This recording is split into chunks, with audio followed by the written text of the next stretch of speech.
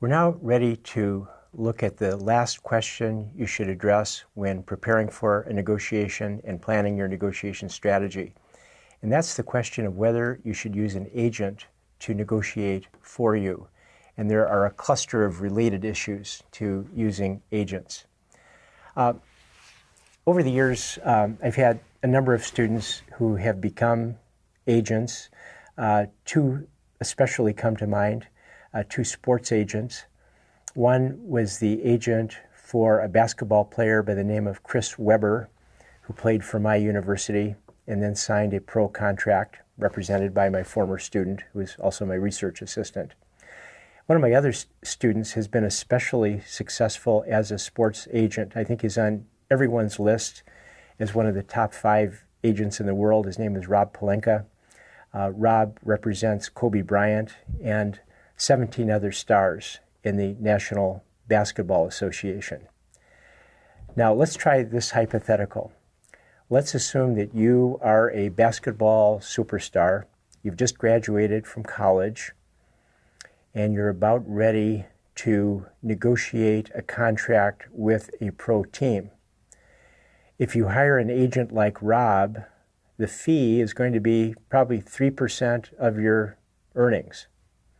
And so the question is, should you negotiate with an agent or should you negotiate on your own with probably some help from your friends or relatives? What are the factors you should consider in deciding whether to negotiate on your own or using an agent? Please press pause and write down the factors or the questions you should ask in trying to decide whether to use an agent or not.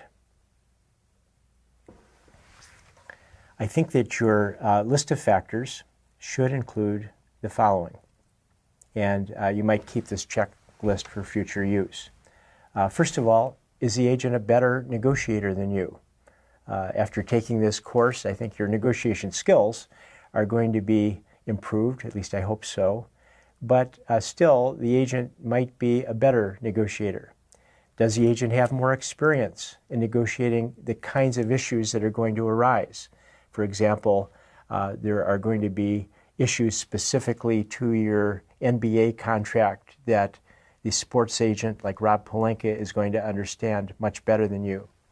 Does the negotiation involve a technical matter that requires the expertise of an agent, such as a complex legal negotiation that requires a lawyer to negotiate? How much time do you have to invest in a negotiation? If you're in business, for example, got a busy career, you might not have the time to make the investment necessary to be successful in the negotiation.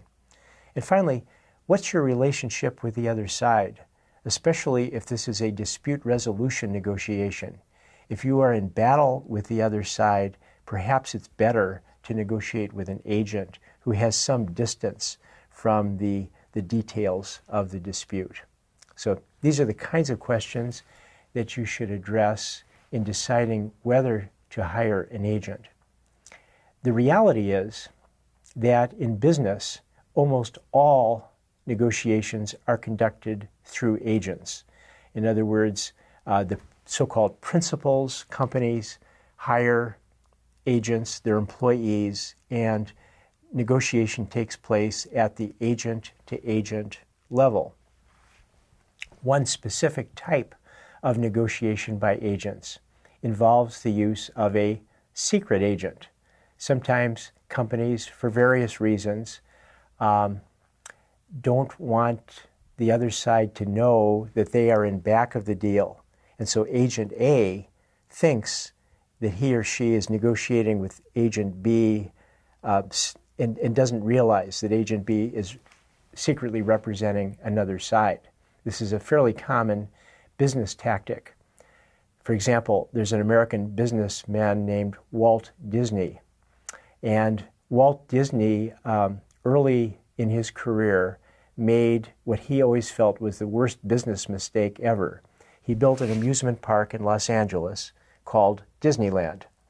And when he built the park, he bought 80 acres of land in Los Angeles.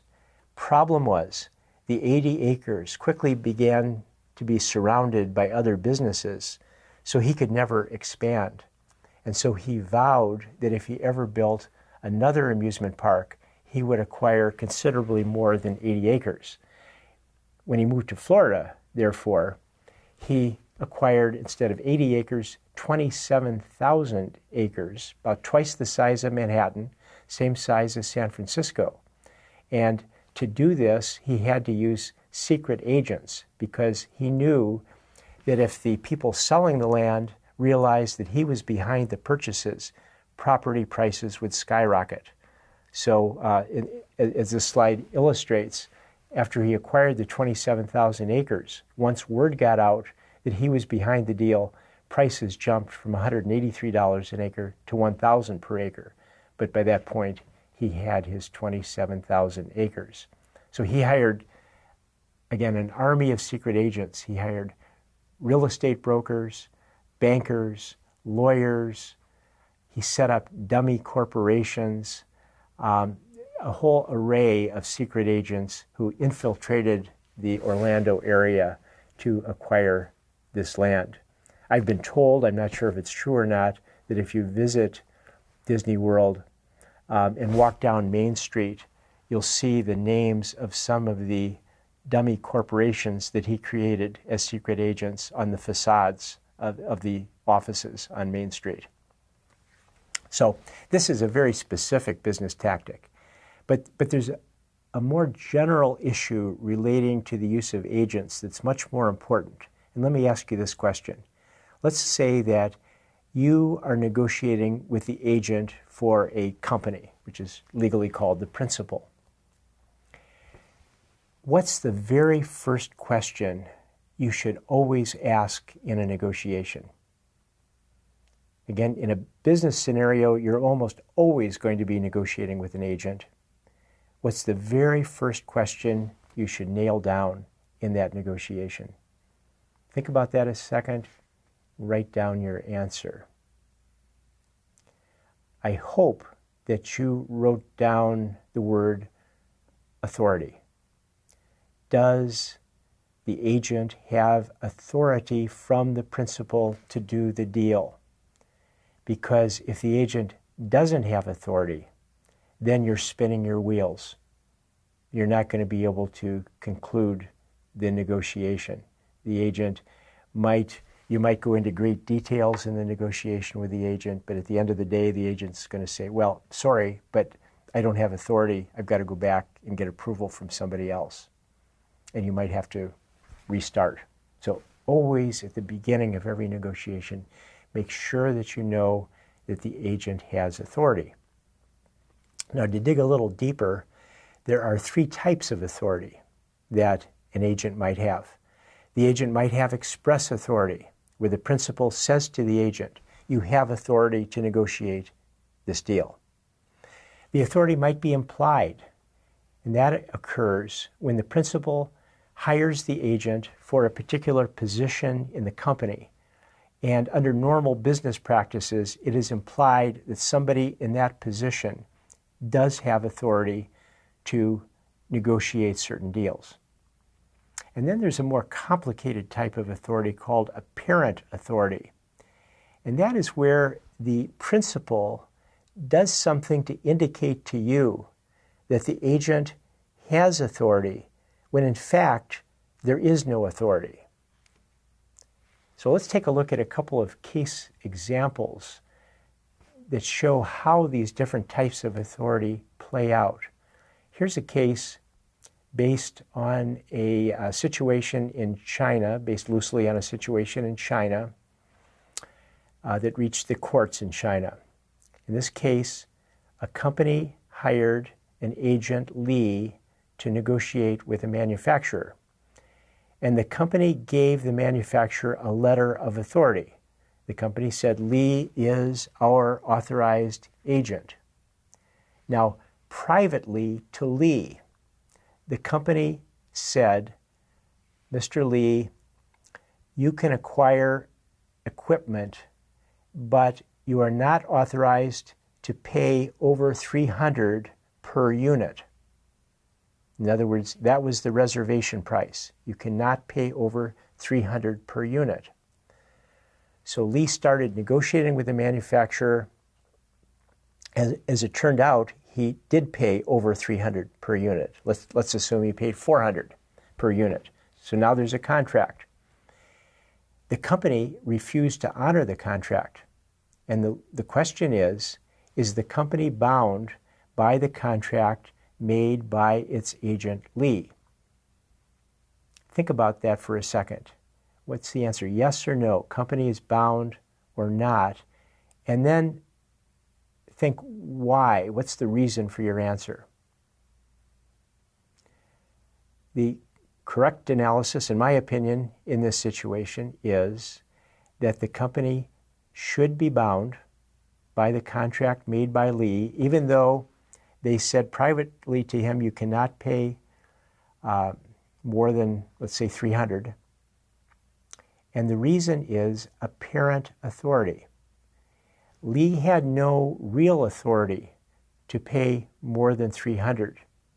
But by giving the manufacturer the letter of authority saying Lee had authority to represent the company created a situation where it appeared that Lee did have authority, and the manufacturer should be able to rely on that letter of authority in holding the company liable. Let's try another scenario. This is based on a case that occurred near where I live in Ann Arbor, Michigan. So we have a person who I've called borrower here, who goes to a bank and wants to borrow some money. Now let's say that you're the banker in this case. So what's your first question when somebody comes in and wants to borrow money? Well, as a banker, you are insecure and you want some security for the loan. And so your first question to the borrower is, look, do you have any collateral, any property that we can take in case you do not repay the loan? And the borrower said, no, I don't. I virtually have nothing, but I have a very good job at a very prosperous company. And the bank agreed this was a prosperous company. So the borrower says to you, the banker, what if I ask my general manager if he will sign a guarantee on behalf of the company, so the company will guarantee the loan? What would you do as the banker in this case? In this case, by the way, the general manager did agree to sign the guarantee, came in the next day and signed a guarantee which read, this guarantee is signed by me, the general manager, having the legal right to bind the company as authorized by the board of directors. So, what's your decision as the banker in this case? Are you now satisfied? The company's prosperous. Are you now satisfied that if the borrower doesn't repay the loan, that you will be repaid as a result of this guarantee? Answer yes or no. Would you make the loan? Yes. Or would not make the loan? No.